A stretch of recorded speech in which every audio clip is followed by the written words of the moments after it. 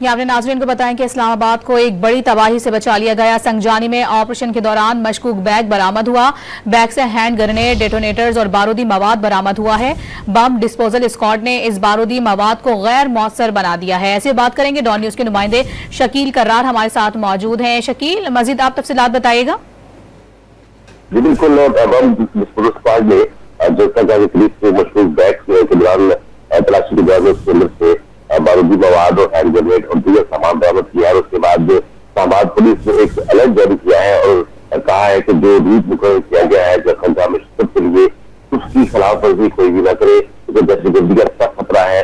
और अगर उस रूट की खिलाफ वर्जी की जाती है पैदल या मोटरसाइकिल या गाड़ी पर, तो उसके खिलाफ जो है कानून हरकत में आएगा और गिरफ्तार किया जाएगा और जो भी कानून पर कार्रवाई होगी वो अमल में लाई जाएगी।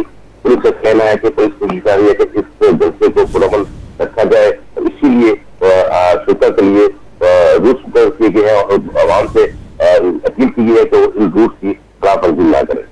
बहुत शुक्रिया आपका तफसीलात से आगाह करने के लिए।